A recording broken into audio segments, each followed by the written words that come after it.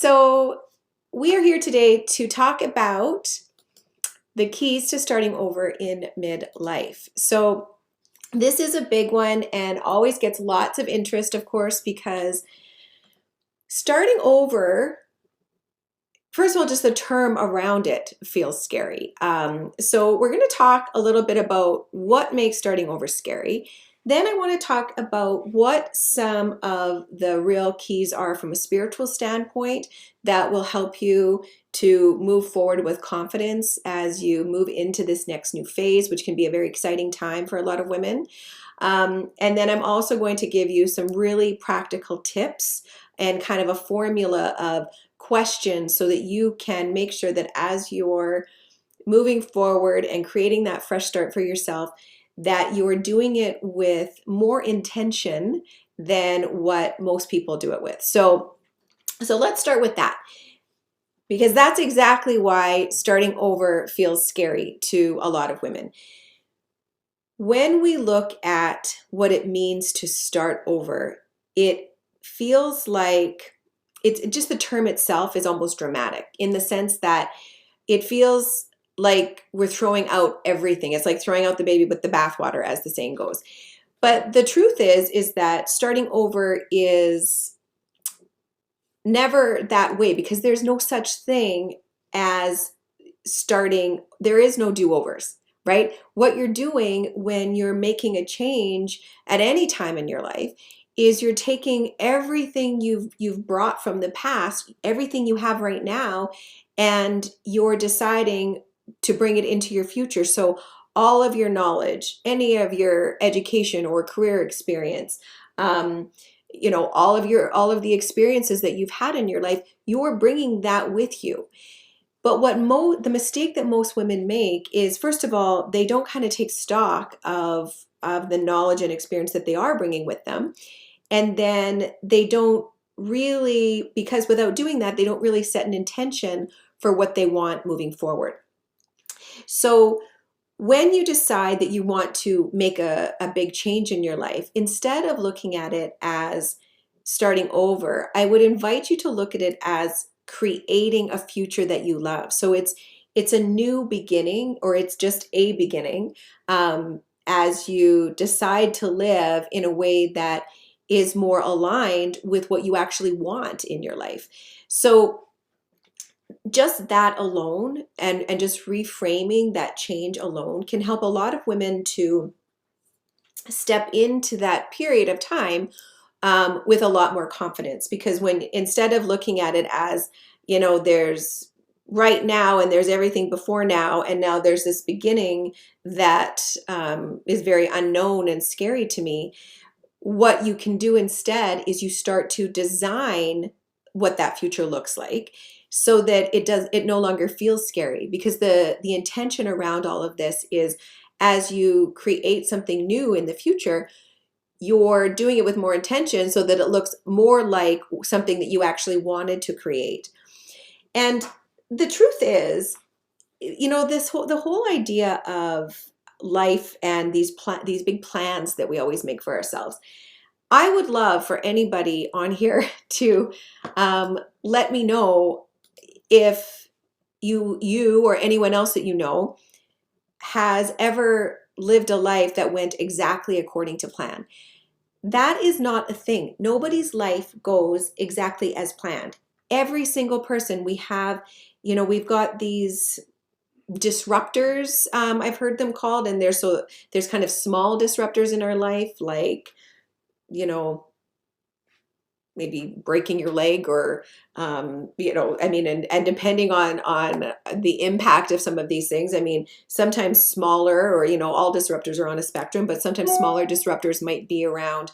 It could be a small accident that causes you to be off work. It could be getting laid off, the loss of a job. It could be starting a business that didn't really go well, and so that has to end, and you got to change something and find something else out, find some other way to create an income for yourself. Those can be small disruptors. And then there's the things that are more, what I've heard called as life quakes. And what that is really those huge things, the things that you're never going to forget, right? So those are things like divorce, can be a life quake, and the stuff that's led up to that divorce. So whether it's, infidelity or, some other sort of personally traumatic thing that has caused you to make a decision to get a divorce. The pandemic, I would actually say, was a life quake for the entire planet, really. And with those, sort of whether they're a disruptor or a life quake, they're always about things that are happening that are not only outside of our control, but that have happened without our intention for it to happen. And I mean, certainly, no matter how much you are a law of attraction guru, or, you have a one-to-one connection with your source or with your spirit, the pandemic happened to you too, right? So anybody, it doesn't matter who you were, those types of things happen to all of us, and they can never be planned.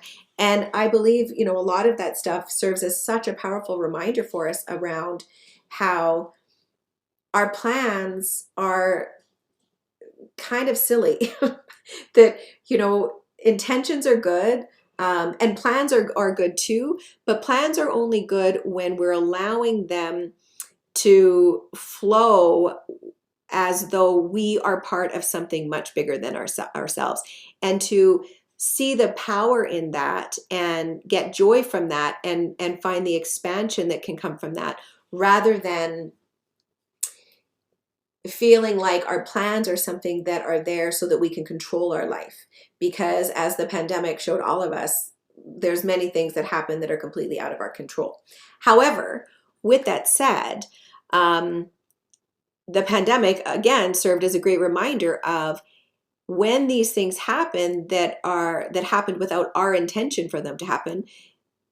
Those who approached that time, the pandemic, they were coming from a really positive place, from a positive energy, they gained out of the pandemic, versus those who, kind of sat and marinated in how awful it was.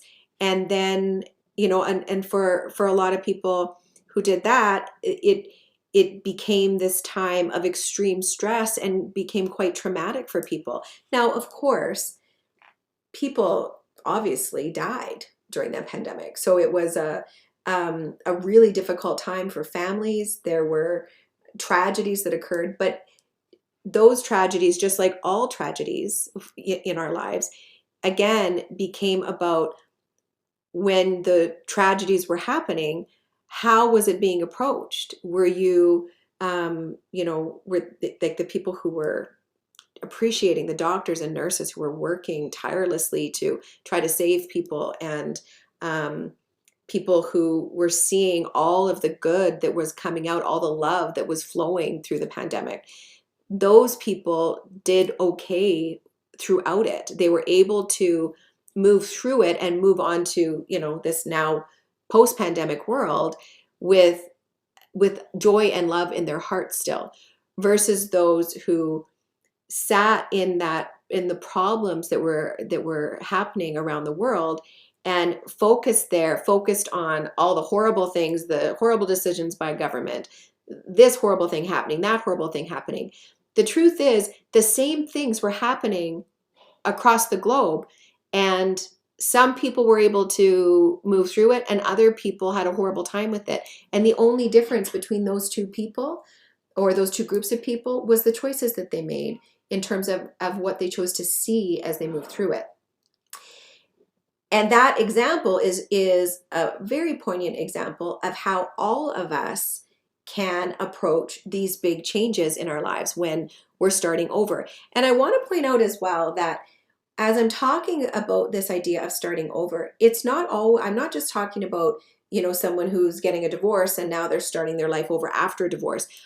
You can also start over within your marriage.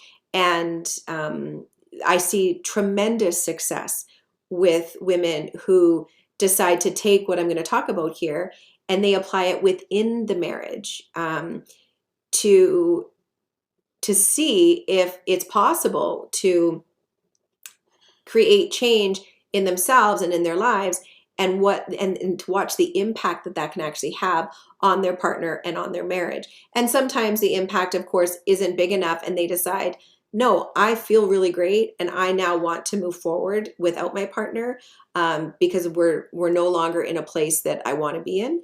Or sometimes the opposite occurs, and they see such a change in themselves, such a change in their partner, that they realize, I don't want to get a divorce. We can create a new beginning. I can create a new beginning for myself, and my partner will be there along with me as I do that. So the skills that we're talking about here, this idea of getting good at change, making friends with change, that's a true key to success in life, because it's that idea of, if something's not going well, let it go and make the change quickly. And again, that doesn't mean let your marriage go.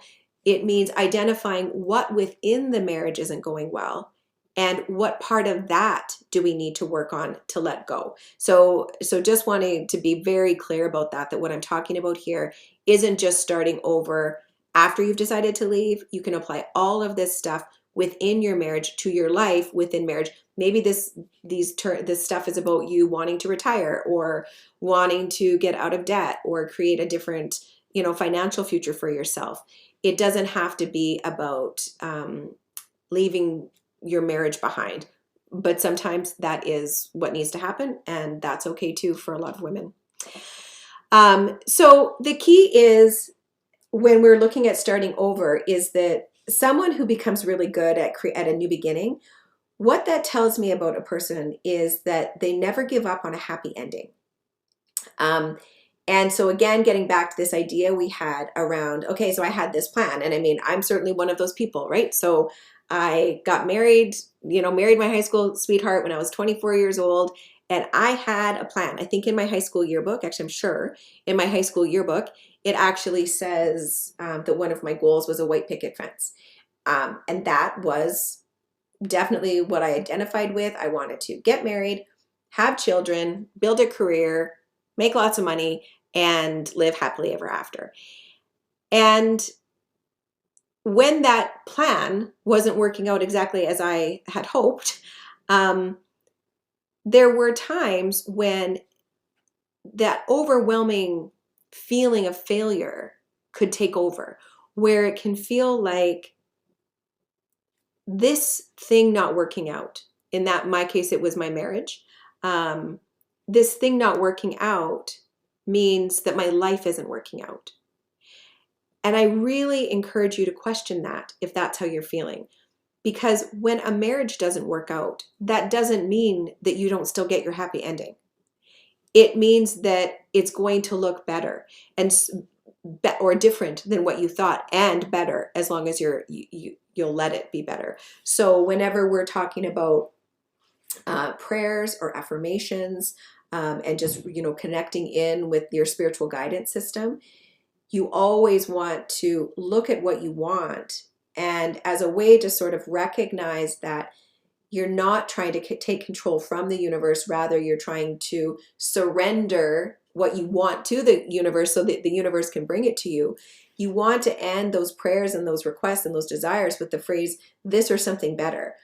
Even if it's something silly like, or materialistic, like a car or something. It's like, I want this car or something better, because it's recognizing you're allowing the universe to sort of be there to guide you. And it doesn't have to always be for big, huge things that you're requesting. It's okay if it's material things. It's okay that if it's really important things, whatever it is, it's the idea that you trust in the universe, and you are allowing the universe to guide you rather than stepping into that place of control, because those plans you had, that control you were trying to take over your life, that doesn't work. What control does, and I'm kind of getting ahead of myself here, but anytime we're in control, what we're really doing is we're blocking our universal guidance. So it's that idea that when we have a plan, consider your plan like blinders when it's in control. You can have a plan that's open and expansive when you're trusting the universe,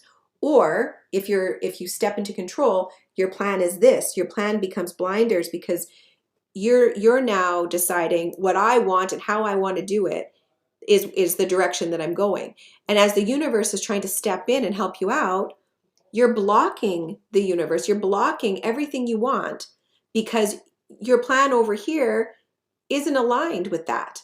So you have to remember to step into that place where you can plan and then surrender those plans to the universe, knowing that the universe is always going to guide you to exactly what you want or something better. So again, getting back to the idea that if your marriage isn't working out, or if your job or your business didn't work out, that doesn't mean that life didn't work out. It means that you're now moving in a direction that you didn't anticipate moving in, and that's okay. The important thing is, as we're moving towards a new beginning, is to recognize what worked and what didn't work in the past. So you have your past and you have your future, and you have to take a look at which one of those things am I being guided by? Am I being guided by the trauma of my past? Am I being guided by the anger and animosity I feel towards my ex? Am I being guided by, you know, the mistakes from my childhood or the mistakes from my marriage? Or am I taking a look at what I want to create in the future, and am I letting that be what guides my decision making? Am I letting the excitement and my belief in that future guide me? And those are really important questions to ask as you're moving forward. One of those things, and you can guess which one, is going to lead you to what you want, is going to lead you what, because one of those things is based in positive energy. One of those things is based in negative energy. So before I get into kind of the practical aspects, the questions to ask yourself, I want to talk about, and this is also very practical, but it's more around the energy stuff that always leads to better. So when I talk about positive energy, I'm literally talking about if you were to measure energy scientifically, and you can, I mean, David R. Hawkins has done it, Joe Dispenza, I mean, everyone knows you can measure energy, right? And you can measure the energy of emotions. So this is all very scientifically based. Positive over negative. Positive leads to positive, negative leads to negative.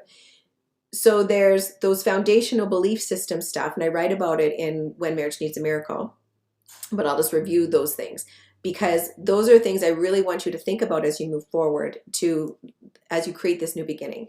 So one of them is trust over fear. And what that really looks like is it's just everything I've been talking about. It's that idea of trusting that the universe is there, or God, whatever you want to call it. You've got your source. You've got a spirit. You are a spiritual being. You are being guided. And the more you trust that guidance, the more you look to that guidance, the more that you believe in that guidance, the louder the guidance becomes. And that's the most positive place you can be, is that when you are able to trust that you are being guided, and rather than stepping into control and feeling worried and feeling like, oh, I need to do this and I need to hurry and, you know, things aren't working the way I want, that's when you're over in fear. That's when you think, I got to control this or it won't work out. When you notice yourself in that place, all you have to do is notice it. Every time you notice it, you just need to pause and step back into trust. Step back into that idea that it's all working out with divine timing. I can trust that I'm being guided, and to even ask, you know, and affirm divine guidance. Guidance is showing me the way. The universe is showing me the way. Everything always works out for me. That's when you can live in that place. It's like pressing an easy button on your life, because everything moves at a much faster pace to get you to where you want to be. The second one is around intrinsic value. And that is really about knowing how valuable you are. And the reason that's important is because when you know how valuable you are, you allow the universe to bring you so much more of what you deserve. Women who stay stuck in, essentially, pride is the opposite of intrinsic value, because pride is about, I'm doing this because I don't know I'm valued. So people who walk around very pridefully, it's like they're trying to prove they're of value. But the only time you try to prove you're of value is when you don't intrinsically know it. So this is people who criticize other people. This is people who, place way too much emphasis on the way they look and their home and all. And again, I love all of that stuff. I love beautiful clothes. I love beautiful homes. I love beautiful car. I love all of it. But when that becomes a way for you to prove something to others, it's pride. When that stuff comes to you as a way, because you know you deserve it and you know that the whole purpose of life is to find joy in abundance, then that's just knowing your value. So it's energy. The only difference between those two things is energy. Another one, of course, is self-love. And self-love is about caring for yourself enough and treating yourself the way that you would treat somebody that you loved. And often when we're in a scary place, we have come through some trauma, whether that's childhood, previous relationships, a terrible work environment. And sometimes that stuff has made us feel that how other people have treated us is a reflection of who we are. And anytime you find yourself in that place, and then you yourself then are speaking poorly of yourself to yourself, then you're living in this animosity. So people who live in animosity towards others, it's always coming from within. So anybody who loves themselves, they treat others with love and respect.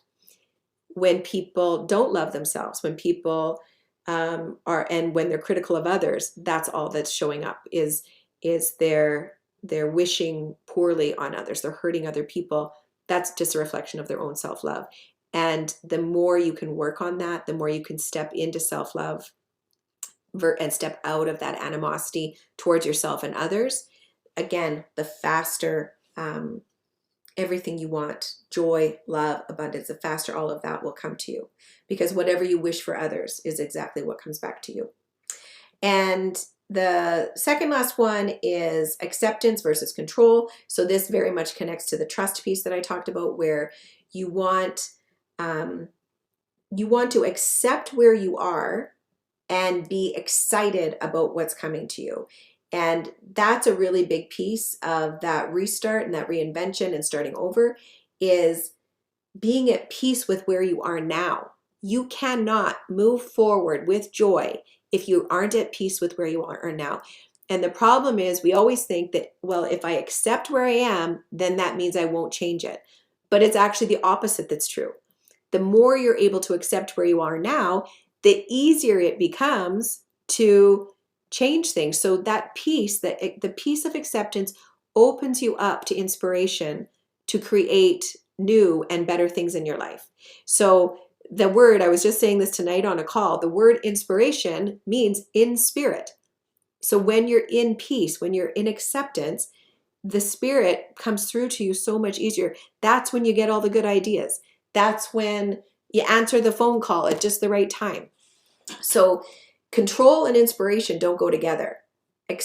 Control is the opposite of being in an energy of acceptance. So when you're in that energy, that inspiration is going to come to you. And then the final one is generosity over scarcity. So this is real generosity, and being in that energy is really about the more you see abundance around you of everything, love, money, success, all of that, the easier it is for you to give, and then the easier it is for you to receive. When you're in an energy of scarcity, you then attract more scarcity to you, and it also makes it harder for you to receive abundance, right? So that's the thing. We think our energy of scarcity is somehow saving us, but all that it's doing is stopping abundance from flowing to us. So there's some very practical questions or elements that you can ask yourself and really work on when you're in this place of wanting to start over. So the first one is that you need to know where you are right now. So knowing where you are, where you're starting from, is really, really powerful. And the best example I can think about this is, so say, for example, you're starting over financially. Say, there's been a financial tragedy or you've accumulated too much debt or whatever, you need to start over. The first thing you need to do if you're wanting to make a change financially is take stock of where you are now. So it's the same thing if you're within your marriage and you're wanting to sort of reset something within your marriage. Where are you now in your marriage? How did you get here? That's the second thing. So first question is, where are you? And the second thing is, how'd you get here? So what's been working and what hasn't been working? So if we're looking at it from a financial standpoint, it's about understanding, what's my net worth? Where's my debt? Where are my debt levels at? You need to understand exactly where you're at. And too often, whether it's relationship, finances, career, we don't want to take stock of that because it doesn't feel good. If it feels like such a big problem, we often, kind of are like the ostrich with the head in the sand.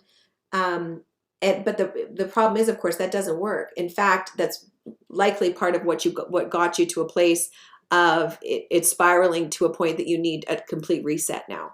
So the sooner you can take stock of where you are, the more powerful you become in gaining momentum in spiraling up instead of spiraling down.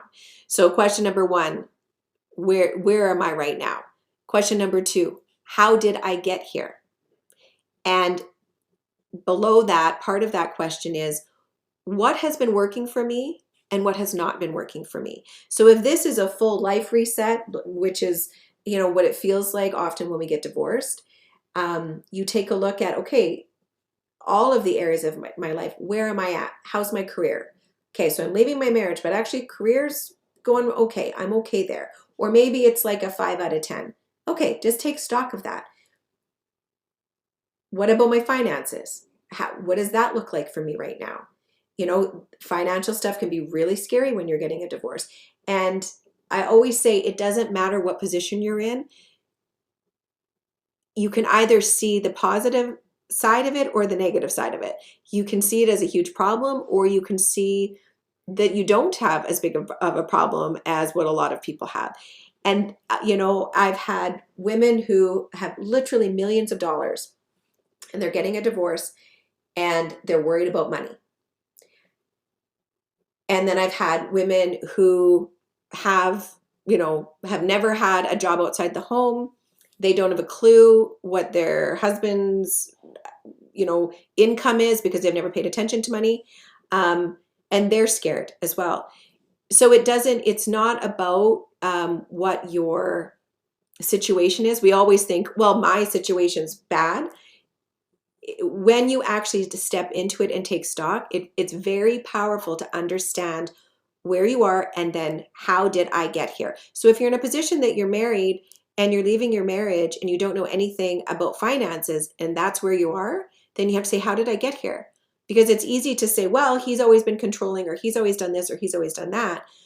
But it's more important to get honest with yourself and say, no, but how did I really get here? I got here because I was willing to ignore my finances. So that didn't work for me. And that when you start to take accountability and admit some of these things to yourself, you start to step into a place where at least you know what you need to change moving forward. So it's not just about the money. It's about, how did the money problem happen? It's not just about, we had a lot of conflict. It's about where did my inability to deal with conflict in a healthy way, where did that come from? And what am I going to do to change it moving forward so my next relationship doesn't look the same way? So that's kind of the taking stock portion of moving forward. And you can do that. I mean, there's lots of practical ways. And if you want help with that, as always, you can make a comment below, send me a DM, and we can talk about what that will look like to put some of this plan together to move forward. And it's really powerful and so helpful. And I've yet to find somebody that can't do it and move forward with a tremendous amount of confidence. So that's the first part of it. The second part of restarting when you're in midlife is to ask yourself, okay, so that's where I was, this is where I am. Where do I want to be? I was talking to a past client a few days ago, actually, and she just wanted a quick call because she's thinking about buying a business. And it didn't take me very long on the call to realize she doesn't even want this business. So we dove into it, and only to determine, no, she didn't want the business at all. It wasn't the business that she was running to. She was just running away from some other stuff. So it's really important. If we hadn't had that call, she could have spent $1 million on this business, not realizing she didn't even want it. That's not the future she wants. It's really, really important to sit down and decide, what do I want moving forward? And for a lot of women who've been married for 10, 20, 30 years, they haven't asked themselves that question a lot. And so it can be kind of uncomfortable, which, you know, is a little crazy to think that we live our whole life without really taking a look or asking ourselves, what do I want? But many of us were taught that whatever we wanted didn't really matter because we're here to help our partner or take care of the kids or do this. And so that question isn't something that a lot of women consider enough. But if you're restarting, it's really important that you restart with that intention of, I'm going to decide what I actually want. I'm going to figure that out. Some people don't even know. And then start moving towards it. If you don't know what you want, you're just going to flounder for the rest of your life, going from kind of one problem to the next problem because there's no intention set for where you actually want to be. So that's the third one, is what do I want? The next question, as you start to look at what you want, is to ask yourself, what do I have right now that will help get me there? So if you're someone who's thinking, I'd actually really like to start my own business, like this past client. She didn't want that business, but I think she'll do another business. But I'd like to start my own business. Okay. You know, and a lot of women will say, well, I would like to do that, but I don't have any education, or I don't know the first thing about business. That's okay. Know that the whole purpose of a goal is to set that goal. Goals mean I don't know how to get this. I don't have it. Since I don't have it, that means I don't know how to get it, right? So you just have to take a look at, okay, so my goal is I want to start a new business. I don't have any education, or I've never started a business before, or I've, always worked in the corporate world, so I don't know the first thing about it. But if you set that intention and you trust the universe, I promise you a lot of ideas will come to you, a lot of help will come to you, and you can always learn how to start. When I started my business, I didn't know how to start a business either, right? But then I hired a business coach to help me, with how to get things off the ground. And I now run a program for women who start businesses. And it's great. And they start and it's like, I don't know how to create a website. How does email marketing, all of those things. Nobody who starts a business just automatically knows how to do that. So you can decide what you want to do. And in that case, the question, what do I have now that will help me get there?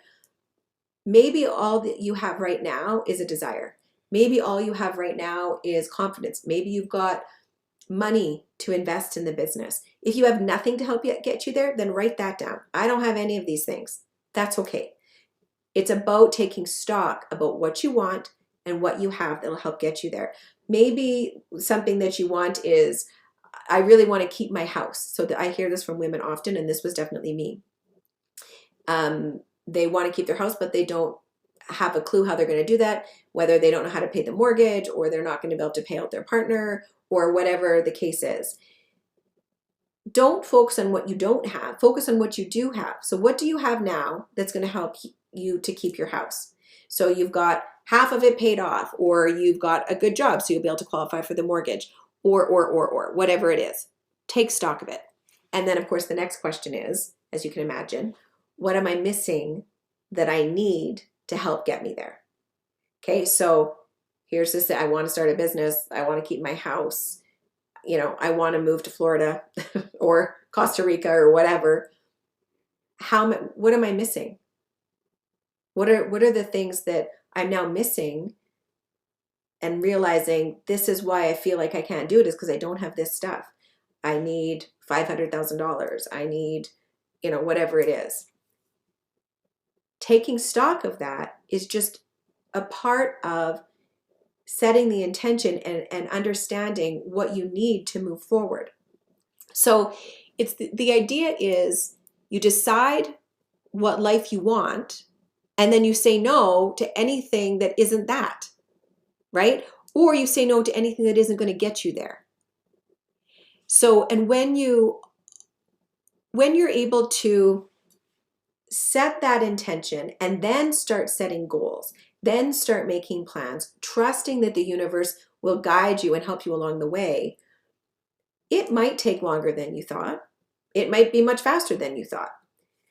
But when you step into that place, you're now moving forward towards something that's so much better than where you're at, because your focus now is no longer on the stress and the overwhelm and the fighting and all of this stuff that life is not meant to be. Instead, your focus is on the expansion, the newness, the belief that the future looks better than the present, and definitely better than the past. So the reason that you want to ask those questions, and I mean, take the time to actually do that. And, as I said, starting over isn't always a whole life change, right? Sometimes it's, as I said, just starting over within your marriage in terms of, we're going to start over in terms of not arguing so much, or maybe it's just a financial thing, or maybe it's a business, whatever it is. Those goals and plans are so important, because what they do after you set that intention and then create the specific goals and the plans around that, the reason that they're so important is because they over and over again activate your trust as you're moving towards the future. So, one of the things in Napoleon Hill's book, which of course is probably the most famous book around law of attraction stuff, Think and Grow Rich, he talks about the importance of setting your goals and then daily, right, as you write those goals down, then daily rewriting them or rereading them. And if that feels like too much for you, just do it from an intention standpoint as you start to work out some of the plans and the logistics. But when you stepped away from control and really into power, when you step into power, that's about, I trust the universe is guiding me, right? And so as you step into that, you will slowly, day by day, start to see those synchronicities occur as you start to move more towards that end place, which of course there is no end. You're always going to continue to create new things, expand, and enjoy life. The more you're enjoying this journey towards these things, and you'll end up here and you've got everything you want, and then there's new desires and new goals, and that's the whole purpose of life, is that expansion. If you've been struggling in your relationship, if you feel like you've lost yourself and you'd like to figure things out and really step into the happiness and prosperity that the universe wants for you, click the link below, join our community over in the Facebook group, Relationship Answers for Women. There's also a link to download my best-selling book, When Marriage Needs a Miracle, absolutely free. I hope you enjoy it. Thanks for being here.